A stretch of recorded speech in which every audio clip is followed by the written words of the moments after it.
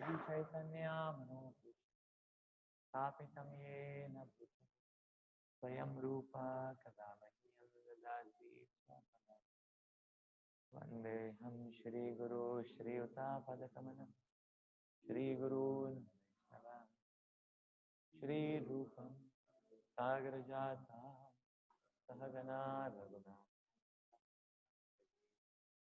Sadavaitam Savadutam Parijana Sahitam Krishna Chaitanya Sri Radha Krishna Pada Sahagana Lalita Shri Vishakha Nama Om Vishnu Padaya Krishna Prishtaya Bhutale Srimate Bhaktivedanta Swami Nitinam Namaste Saraswate Deve Gauravani Prachare Nirabhishesha Shunyavadi Paschatya Deshitari Namo Mahavadanyaya Krishna Prema Pradaya Krishnaya Chaitanya Nam He Krishna Karuna Sindhu Dinabandhu Gopesha Gopika Kanta Radha Kanta Saptakanchana Gaurangi Shiradhi Vrindavaneshwari Rishabhanu Sute Devi Pranamami Hari Nilachala Nivasaya Nityaya Parama Balabhadra Subhadrabhyam Jagannathaya Te Vanchakalpatarubhyascha Kripa Sindhu Bhayevacha Patitanam Pavanebhyo Vaishnavebhyo Namo Jai Shri Krishna Chaitanya Prabhu Nityananda Shri Advaita Gadadhara Srivasadi Gaurabhaktava Hare Krishna Krishna Krishna Hare Hare Hare Rama Rama Hare Mukam Karoti Vacham Angum Nangayate Giri Yat Kripatamaham Vande Shri Guru Dinatarinam.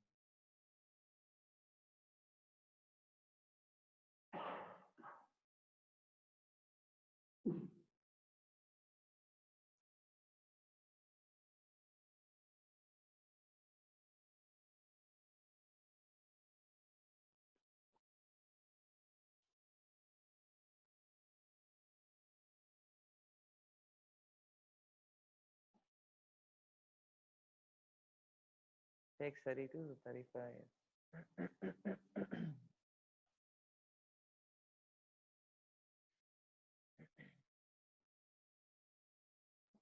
O Govinda, of what avail to us are a kingdom, happiness, or even life itself, when all those for whom we may desire them are now arrayed on this battlefield?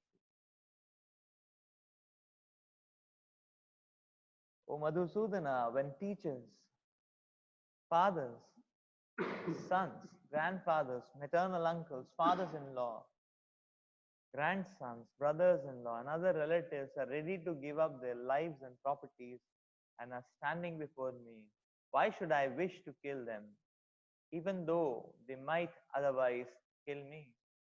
O maintainer of all living entities, I am not prepared to fight with them, even in the exchange for the three worlds, let alone this earth. What pleasure will be derived from killing the sons of Dhritarashtra?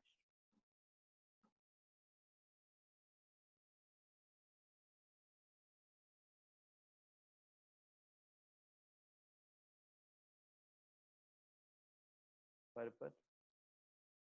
Arjuna has addressed Lord Krishna as Govinda because Krishna is the object of all pleasures for cows and the senses. By using the significant word, Arjuna indicates that Krishna should understand what will satisfy Arjuna's senses.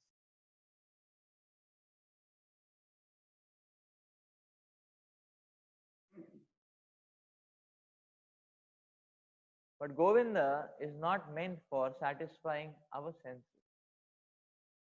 If we try to satisfy the senses of Govinda, however, then automatically our own senses are satisfied. Materially,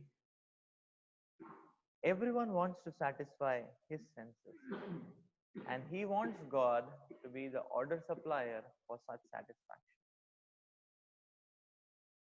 The Lord will satisfy the senses of the living entities as much as they deserve, but not to the extent that they may covet. But when one takes the opposite way, namely when one tries to satisfy the senses of Govinda without desiring to satisfy one's own senses, then by the grace of Govinda, all desires of the living entity are satisfied. Arjuna's deep affection for community and family members is exhibited here, partly due to his natural compassion for them. He is therefore not prepared to fight. Everyone wants to show his opulence to friends and relatives.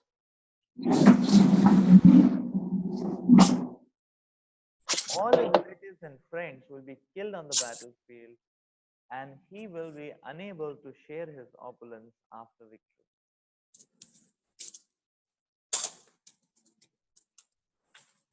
This is a typical calculation of material life. The transcendental life, however, is different. Since the devotee wants to satisfy the desires of the Lord, he can, Lord willing, accept all kinds of opulence for the service of the Lord. And if the Lord is not willing, he should not accept a farthing. Arjuna did not want to kill his relatives. And if there were any need to kill them, he desired that Krishna kill them personally. At this point, he did not know that Krishna had already killed them before their coming into the battlefield, and that he was only to become an instrument for Krishna. This fact is disclosed in following chapters. As a natural devotee of the Lord, Arjuna did not like to retaliate against his miscreant cousins and brothers, but it was the Lord's plan that they should all be killed. The devotee of the Lord does not retaliate against the wrongdoer, but the Lord does not tolerate any mischief done to the devotee by the miscreant. The Lord can excuse a person on his own account, but he excuses no one who has done harm to his devotees. Therefore, the Lord was determined to kill the miscreants, although Arjuna wanted to excuse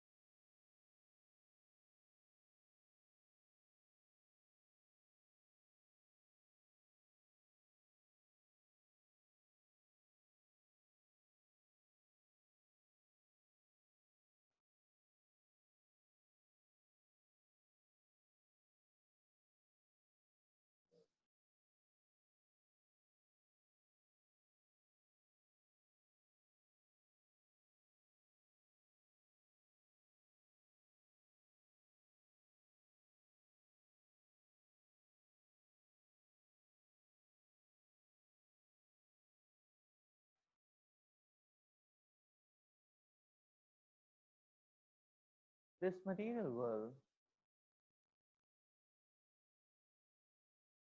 is an unpredictable place.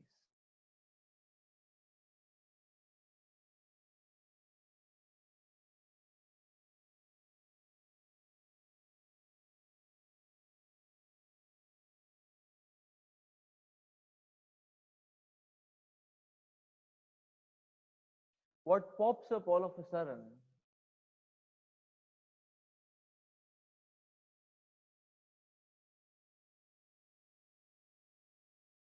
what will befall the next day, what is in the offing for us, we don't know.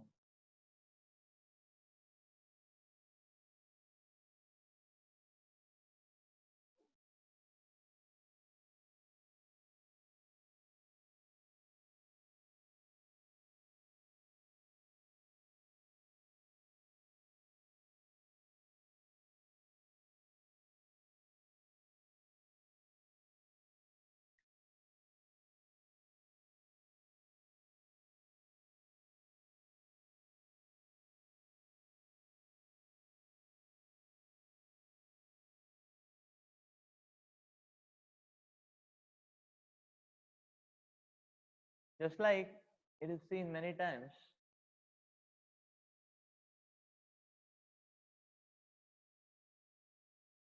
in politics, people change parties quite often.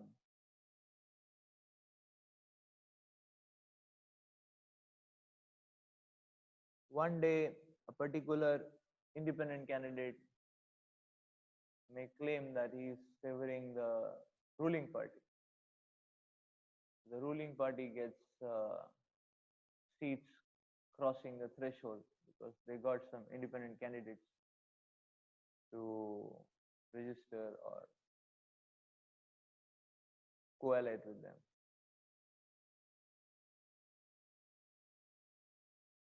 So the next day, after a few days, the independent candidate may go independent. Independent candidate. Or he may join the opposition party. So the coalition government may collapse. We see this happening quite often.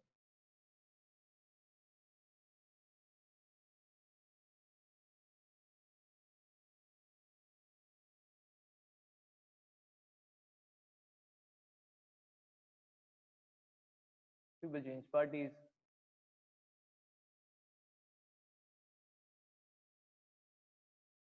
People change companies.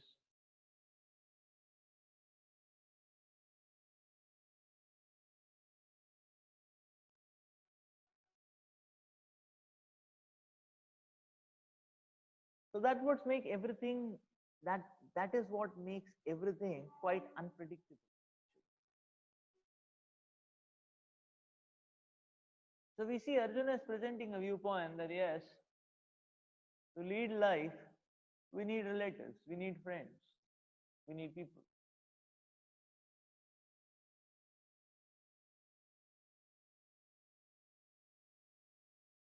True. Fine. Agreed upon. That yes, we need relatives, we need people, we need family members, so on, so forth, everything. True.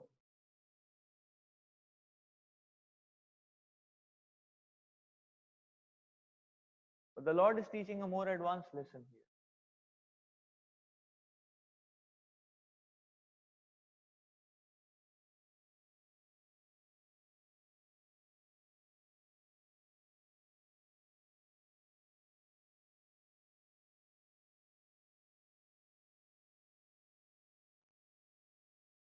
So Arjuna is pointing out that yes, the social factor is necessary.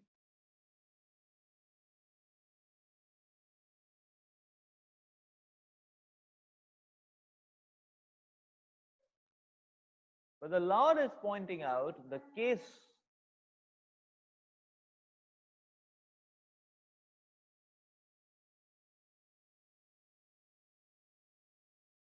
when social factor starts becoming a blockage. in the execution of the mission of life, the purpose of life, then what needs to be done?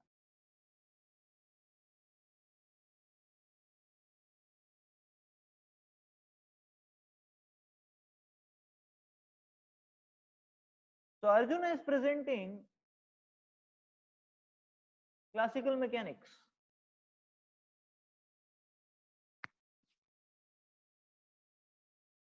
You share happiness with your friends, you get back happiness. You share something more, you get back classical mechanics. Actually, he is presenting the classical mechanics. See, true. But the Lord is teaching the lesson that when you go to arenas where the domains of classical mechanics do not descend,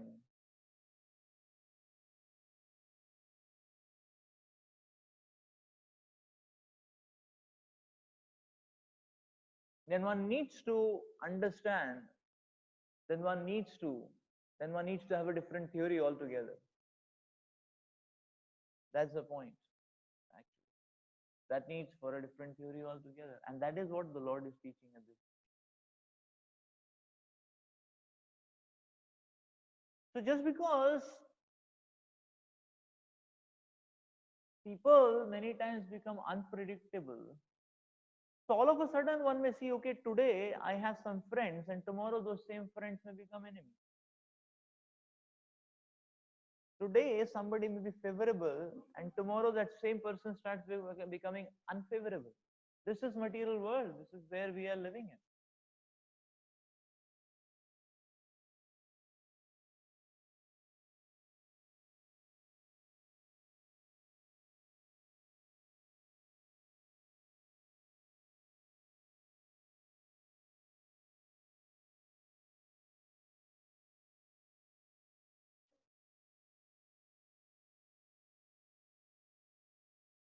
So when we see that, okay, the same people who have been near and dear, who have been friends, the same people have taken an inimical position. Now what to do? So here the classical mechanics doesn't work.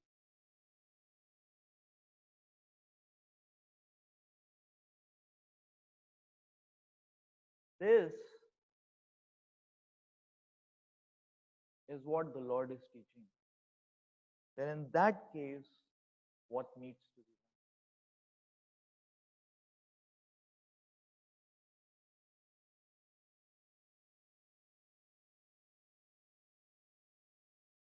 done? Sometimes devotees,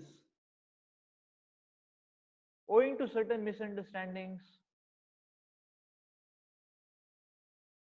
or owing to difference of emphasis within Krishna consciousness,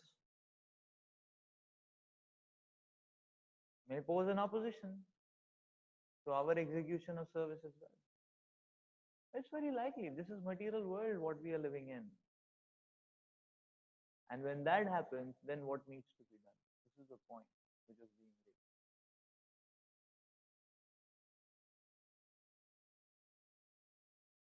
Do we not face criticism from devotees? Do we not face criticism from family members?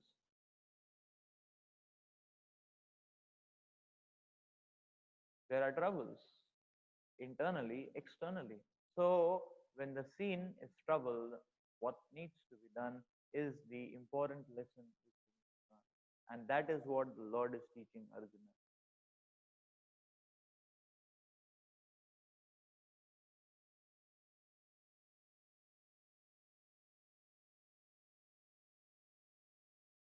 So that's where we understand the principle to understand is that yes, whether or not we have our social relations with us,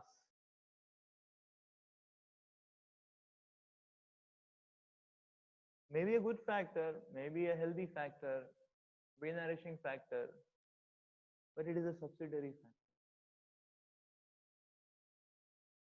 The highest factor is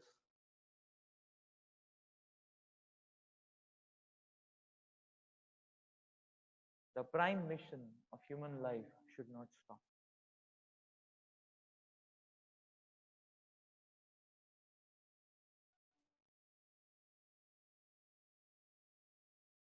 The flow of dharma cannot stop.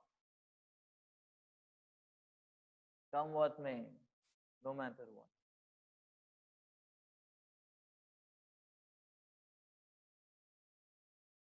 So that is why there is a fallacy in Arjuna's reasoning.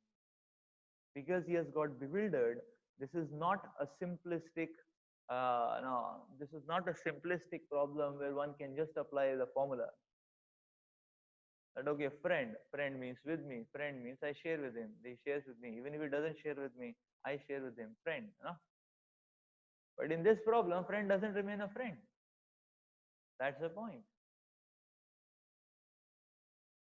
Then the friend is not a friend, so the formula cannot be applied. So now Arjuna is saying, okay, then if I fight the battle, then I should be killing my teachers, fathers, grandfathers. And if we read this argument, now the Lord is going to smash this argument also. Happiness.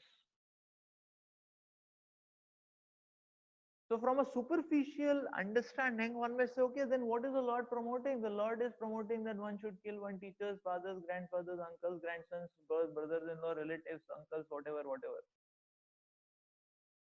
And now Prabhupada is giving one reason and the purpose, quoting the Acharyas. And Prabhupada is telling, the Lord has already killed them before the battlefield. So one may say, oh, it's a strong reason. Not very convincing, not very digestible. Things are not getting digested, so palatable. ... So one may say that okay, this reason not very digestible, this reason not very palatable, this reason not very. Now what to do?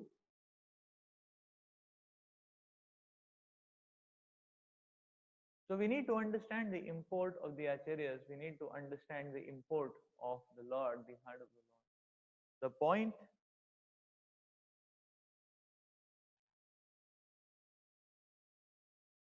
the lesson or the instruction is not there, okay, so because they have become antagonistic, you kill all of them.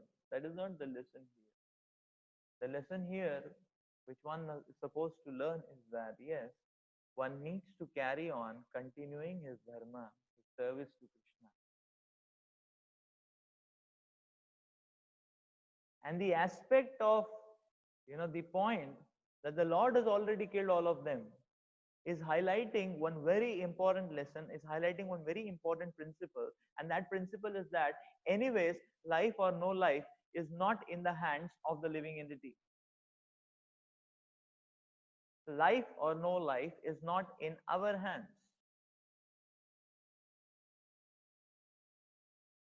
Whether any person is living or he dies depends on his own karma.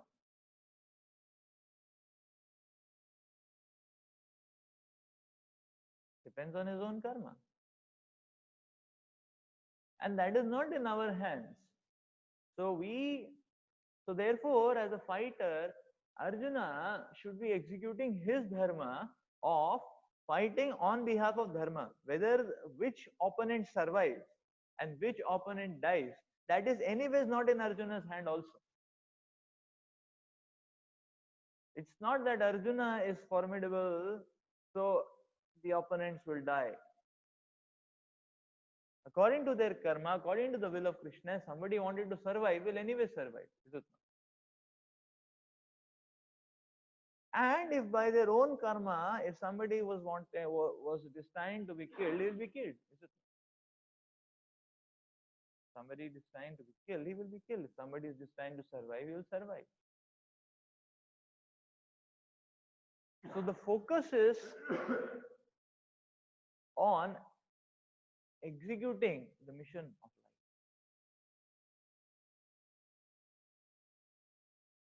life. Executing the mission. That is the focus here. So who is killed and who survives, that's one's own karma, is it not? And whether one is killed or whether survives, that is ordained by the Supreme Lord ultimately, and that is for the ultimate benefit of that living entity.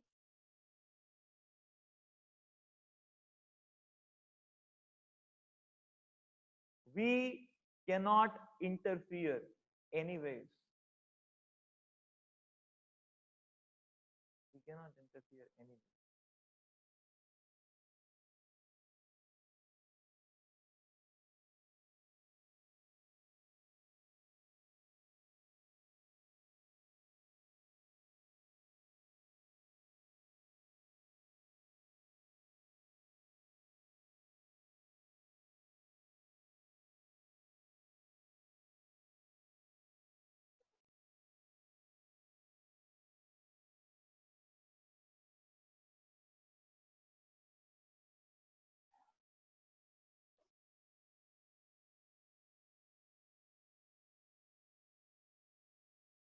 That is why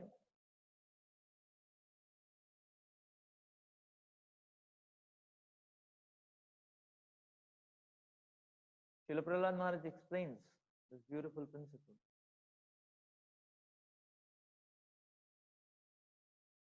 Srila Prahlad Maharaj explains that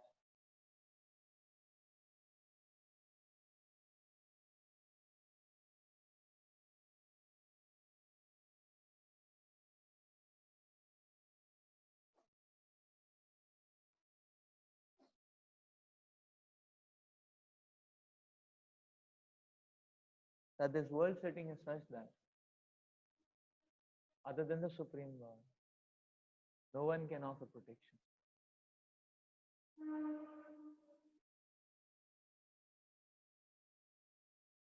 The whole platform is a tottering platform. No one can offer protection other than the Supreme Lord.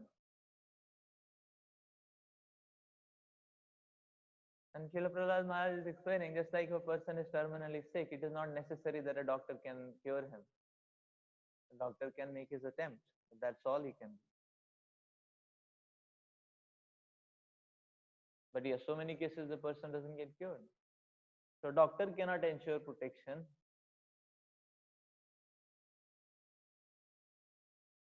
Similarly, many times parents cannot ensure protection for the child. They can make their attempt, but that attempt may or may not be sufficient.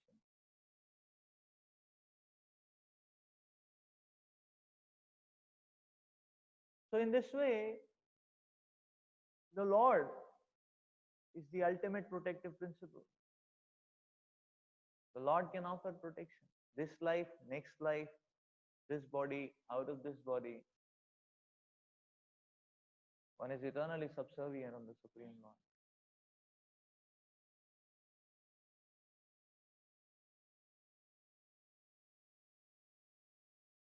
So therefore we see, when some person becomes ill, then we can maybe probably facilitate the necessary, whatever can be done, taking him to doctor, medication. But probably still, suppose the pain is not subsiding, it is continuing, it will take time. We can encourage and then all that, and after all that, the most important factor which comes is the offer prayer. Because the Lord can do everything. And Krishna's protection is the ultimate principle. Krishna's protection is the ultimate principle.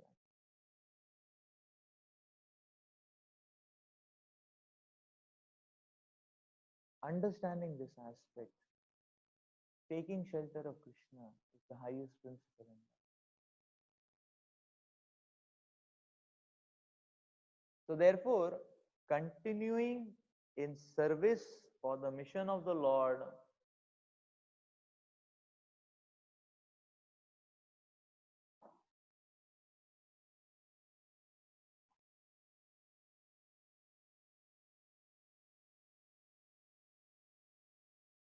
is a prayer, is the disposition of prayer. When we continue to serve Krishna despite hurdles, sometimes despite obstacles, despite misunderstandings, with all our earnestness and sincerity, then that is a prayer. We are taking shelter of the Supreme Lord. We are just submitting the entire situation to the Supreme Lord. And anyways, the situations are not in our hands.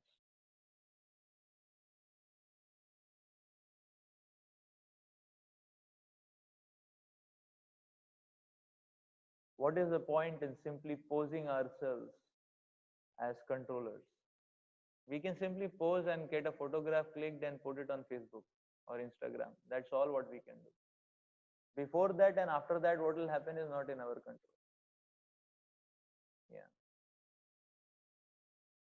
So therefore, you will see that only the Instagram post will show that the person is trying to show off some control, but actually in time series, that control is anyways not executed. So therefore, the dharma is an important principle. And that is where Arjuna is wrong. That's where Arjuna is wrong. And that's why this aspect of, that's why Arjuna is wrong here.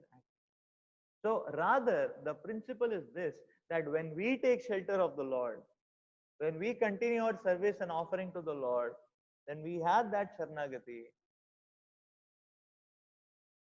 That in a way, uh,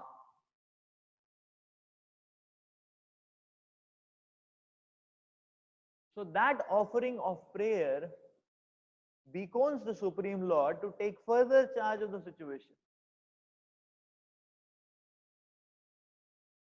And when the Lord takes further charge of the situation, it is furthermore auspicious not only for us but everyone involved in the situation. That is the point, actually. That is the principle. So we need to understand the formula. And therefore, Prabhupada, you see, so beautifully Prabhupada is pointing out in the purport. Arjuna may be saying, oh Lord, you are Govinda, you can satisfy senses, and I want happiness, my senses need to be satisfied. But Prabhupada is cutting it there. That we are not supposed to satisfy, our senses are not very important. And we try to satisfy our senses, we will fail miserably, we cannot satisfy our senses. But when we try to satisfy the senses of Krishna, our senses will automatically be satisfied. That is the principle. So therefore, in material world, if we try to too much preserve happiness, comfort, pleasure, we too much hold on to that and share with only near and dear ones, okay, comfort, I have a little bit only, I'll just share. It's not going to work out. We will not be satisfied and happy by that. That's not the principle. But when we just offer whatever we have to Krishna, that Sharanagati triggers the Supreme Lord to get more involved in the situation, more actively get involved in the situation. And when that happens, then one is himself nourished and everybody involved in the situation also gets nourished. This is the principle which we need to remember.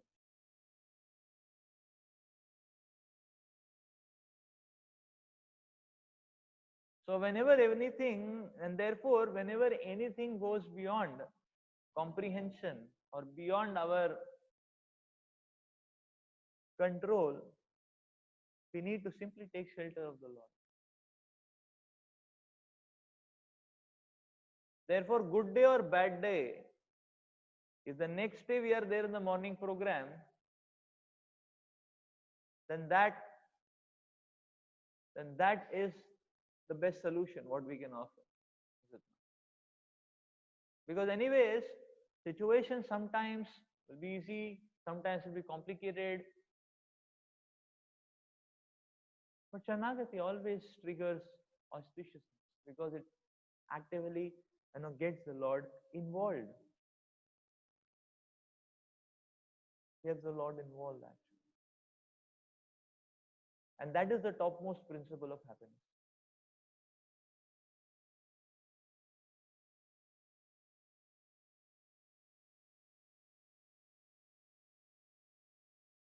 This is the point.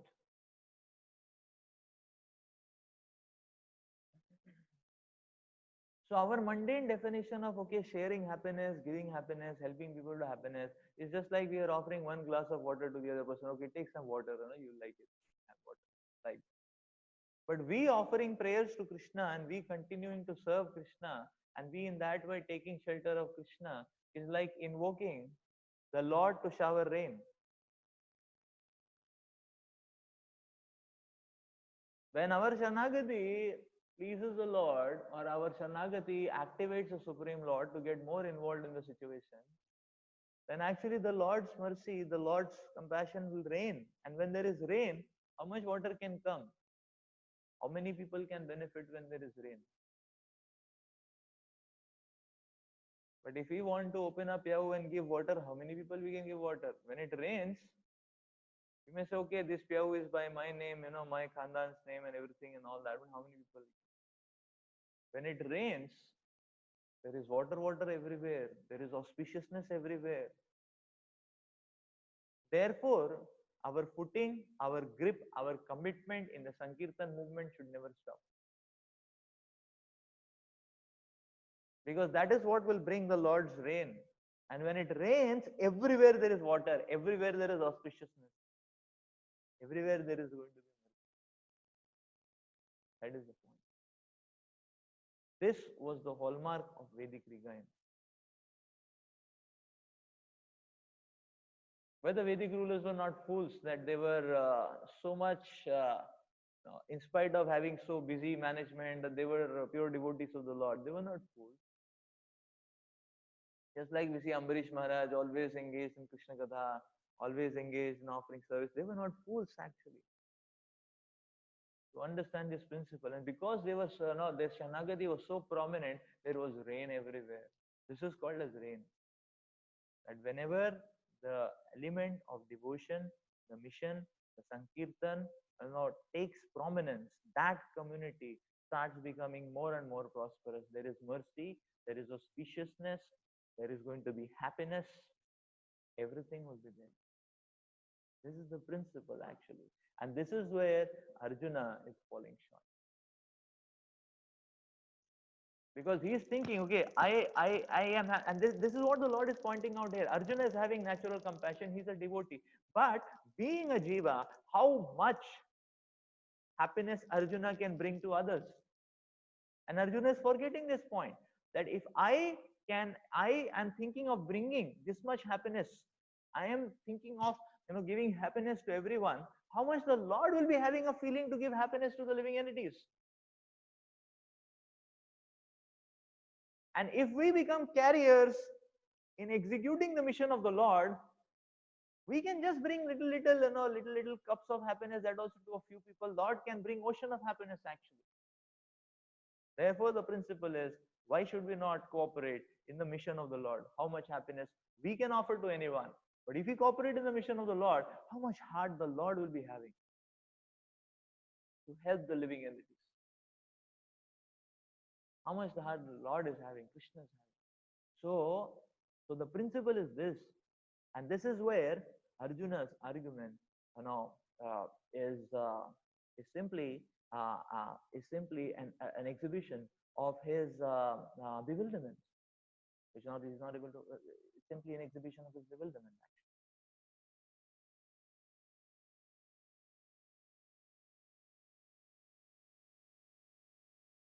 That's the point.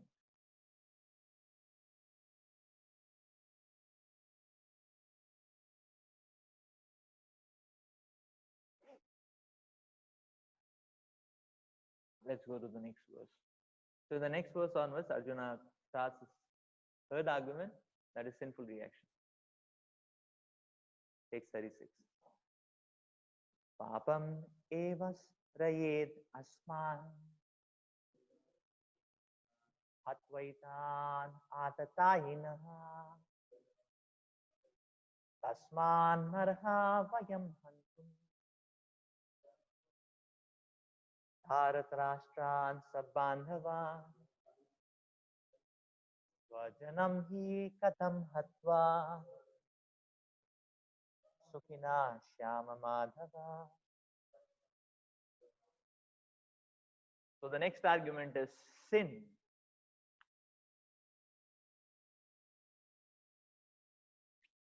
Fear. Sin. Sin will overcome us if we slay such aggressors. Therefore, it is not proper for us to kill the sons of Dhritarashtra and our friends. What should we gain, O Krishna, husband of the goddess of fortune? And how can we be happy by killing our own kinsmen?